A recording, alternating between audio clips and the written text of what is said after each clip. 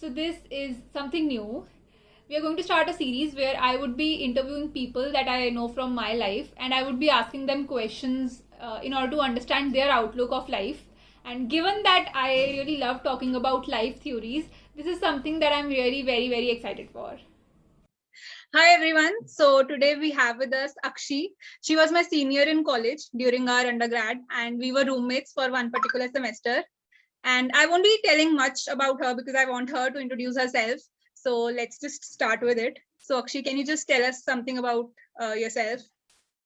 Hi, Asta. First of all, thank you for inviting me to your channel. I have been following you from the day one. And yes, as Asta said, Asta and I were roommates in Thapar for one last semester, I think, yeah, right? Right. And it was fun. It was really good time. But regardless about myself, right now I live in Seattle and I'm working with Qualcomm as a software engineer. I came here to US almost 3 years back now for my masters, and after that I got my job here, so I'm working here. So that's pretty much it right now. Great. So my first question would be, what has been your favorite part of your career?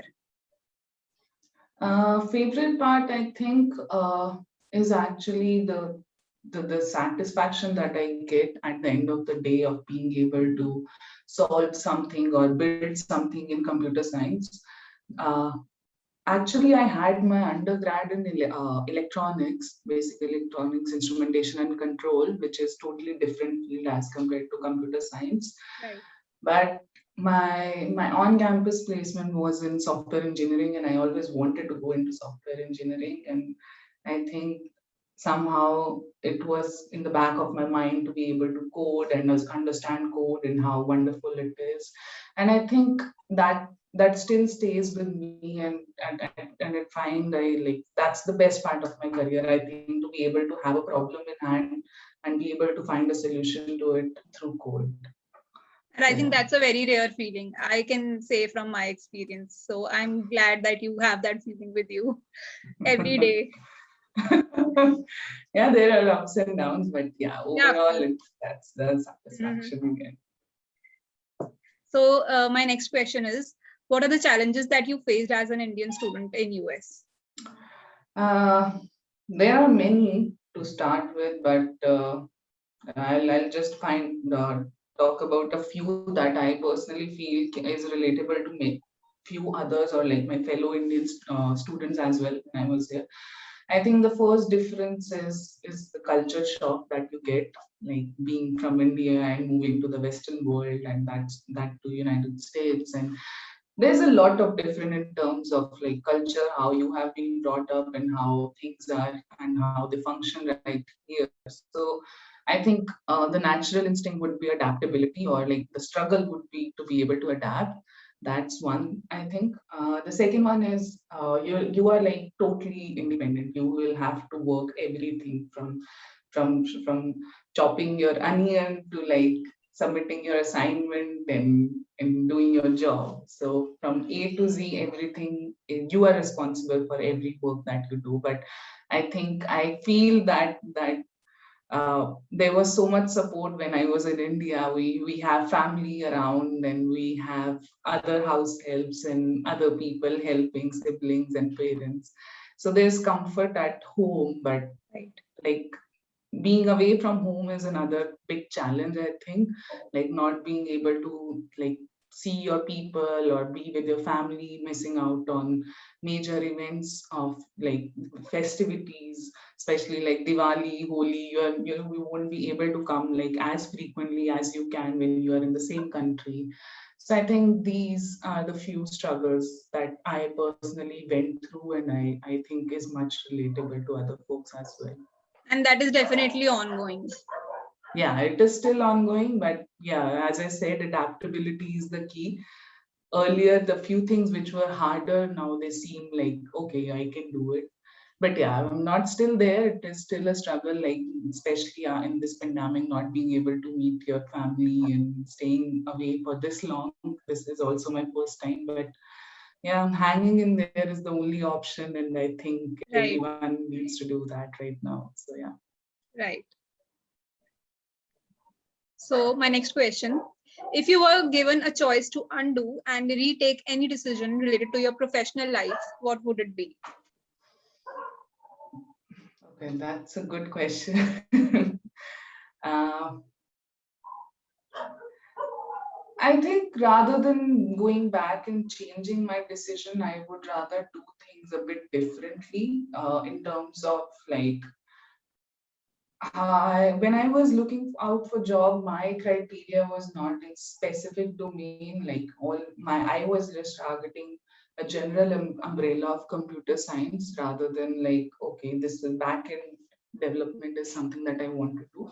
So I think if people are like folks are clear, if I had the chance to like go back in time and I would have had the chance to apply again and see more internships and something, I think one thing I would have looked at would have been like looking into specialization rather than just being a generalist in profile. I'm not saying that it's bad, it's good. You at least have diversification in terms of work or the projects you take, but specialization is something that I feel will can help you to be like more focused and like enhance your skill set because you know this is something that I want to like pursue or maybe like work in for like coming at least like couple of years maybe. But so I think that's something I would want to reconsider if I have the chance to go back.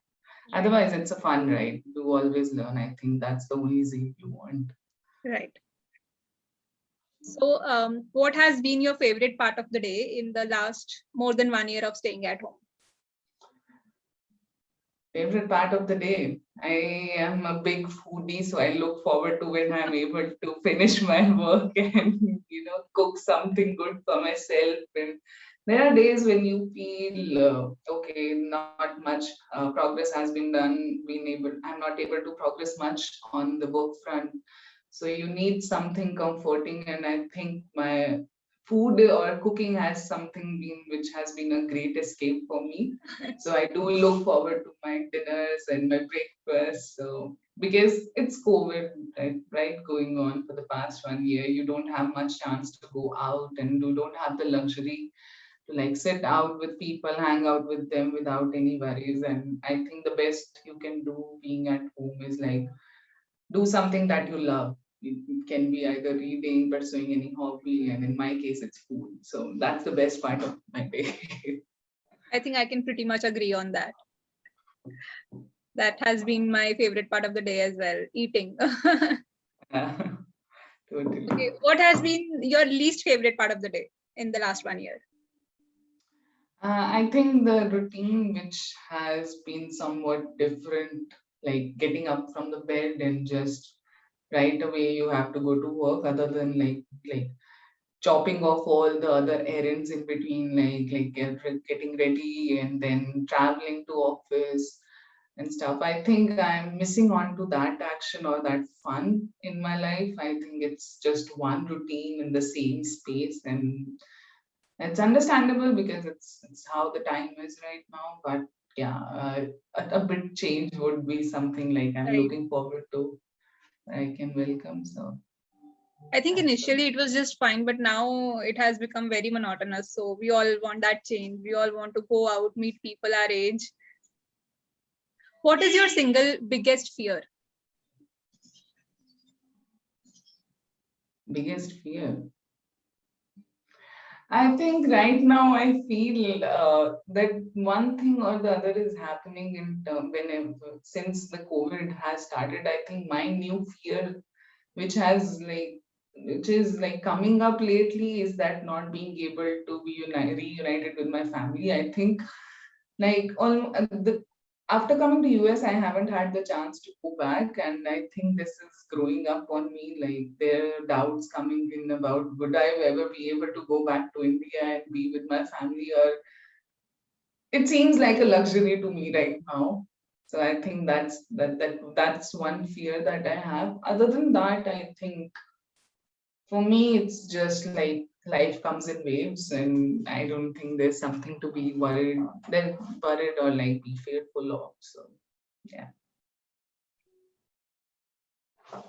Can you recall any incident from the recent past where you felt privileged?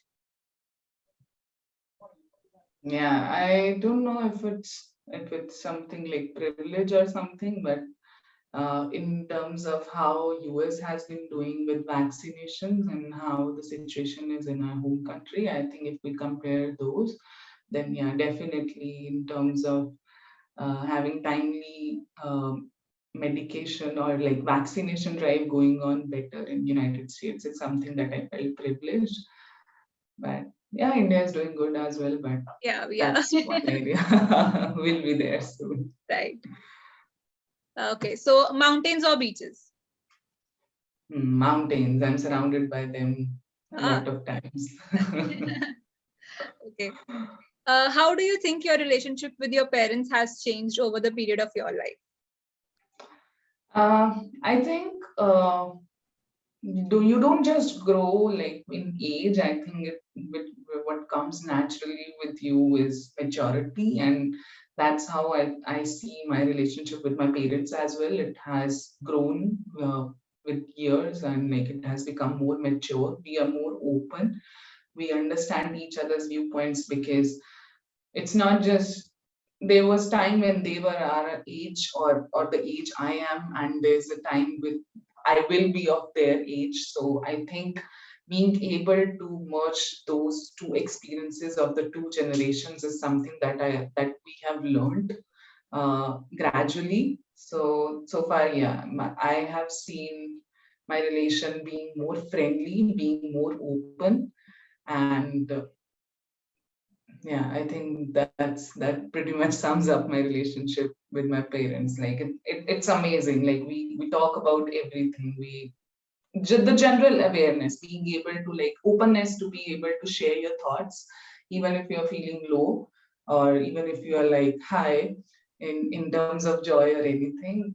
Being able to have someone like your parents being able to understand what your life is or where you're coming from and how do you feel about certain things. I think that's one area I think we have come a long way.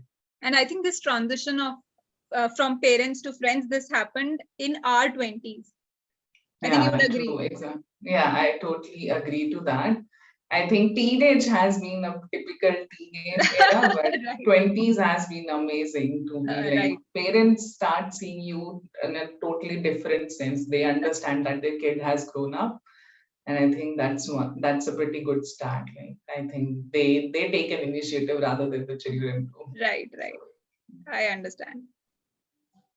Okay. Country life or city life? It's a tough one, actually. I think the stage I am right now, or the age I am right now, I think most of my time goes into the city life, Right. and I do live in the city as well. But once in a while, I do enjoy some country, suburban area, like that calmness and being closer to nature. I do enjoy that. But right now, if I have to choose, then yeah, city life is something that I'm looking forward to, at least in the shorter run. Right. Okay. What are you most grateful for in life? Most grateful, I think, is the privilege of of education that my parents and like the quality life they have provided me. I think the privilege of having understanding parents basically who timely understood what their child's need is or how to empower your child, how to like upstage your child at every point of life. Like having that openness with them totally helped me, not just like in terms of education, but like for your mental health as well. Like the nature of friends I think is such that sometimes they're volatile, sometimes they're available, sometimes they're not, because that's how our life is. We are of the same age group. But parents is something that you have stable, that stability, being that privilege of having something stable in your life, and those as parents especially, I think is something I feel quite blessed about. And they have always been my pillar of strength and like my guiding light. So like I'm thankful for that, for sure. Okay, what are 3 things about India that you miss the most? I miss ghar ka khana for sure. I miss my friends a lot. you especially, Asta. We do have our what monthly calls, but yeah, I do miss meeting in person. And yeah, I do feel that ghar wali feeling is something that I miss the most. That homeliness, that closeness, that love, that family bondings that we have, like large families and get-togethers. I think that's something I miss about my country the most. I think you would agree that home is where family is. Indeed, indeed, indeed. Like it doesn't matter about where you reside or something. Where you are based, but where your parents are, that is where your home is. Exactly, exactly. Where do you see yourself 10 years from now? Not professionally, as a human being, as a person, where do you see yourself? I think I'm a person who doesn't think like for the long term goals. That's one particular weird thing about me. Like many people come and ask me, "What's your 5 year goal? What's your 10 year goal?" But I have never been able to answer. But I think one thing that I'm learning or like trying to abide by these days is being able to like value the present, being able to enjoy the moment, be a good moment, be a bad moment, and always be able to like learn out of every moment you're living. Even if it's happy, you should know what is making you happy and keep that as a check in your mind to like, this is my happy place. That's what makes me happy.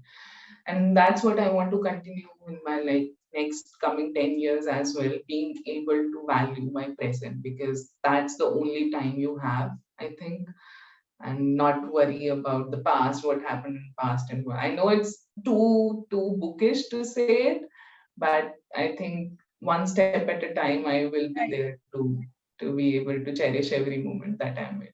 Right. What is your driving force in life? Fame, money, power, what it is exactly? For me, it's the satisfaction, like being able to be able to put my heart and soul into something and getting be a good output on like desired or undesired output, but the satisfaction of being able to feel that okay, I gave my 100% is something that I crave or like go for all the time rather than fame and money. I think they are auxiliary. They do, it always feels good to have more money and fame, definitely, but satisfaction of doing what in whatever I'm doing is something that I really like. That's a very nice answer. What is that one relationship which is the most important to you? There cannot be one actually. Like everyone in my family, my friends, and now my husband, everyone is important. I think there's no one definite answer. There is no favorites here. Okay. Okay. Any message that you would like to give to your parents? My parents, though I do talk to them like once or twice a day, every day I try to make sure that I do talk to them so they do know what I feel about them. But yeah, like mom and dad, I do miss you guys, and I'm just hoping the day comes soon that everything is fine and we are able to meet soon. I think that's one message that I would want to give. I also hope that you come to India soon and we meet. Yeah, Finally, it's after been so many long. years, we would be meeting. Okay, this is one last question that I have for you. Any advice to someone in their teens or in their early 20s? Any one lesson from your life? That's a good question. One advice that I would like to give, or what I have learned, is like stop worrying about the future. Like you are in the best time of your life. This is not going to come again, and I cannot stress more about it. That start living in the present, start valuing every moment you are in. Like people around you who are around you. Like we used to take for granted, for example, like meeting people, like okay, it's not, we'll not meet today, maybe next week, and see where we are. We just crave human presence right now. We crave family presence, like being able to be together at one place, isn't it? So I think one advice would be start enjoying whatever you are doing right now. If you don't like something, just say it aloud and try find your happy place. And that happy place will definitely be in your present for sure. Okay, that is gold, I would say. Okay, this was all for today, and this was a great conversation that we had. And thank you so much for agreeing to do this. Sure. Thank you so much, Asta, for getting me and getting in touch with me. You are the one person who I think has always been a binding force in our group, particularly. So I'm really thankful to you for this opportunity in particular. Oh. Okay.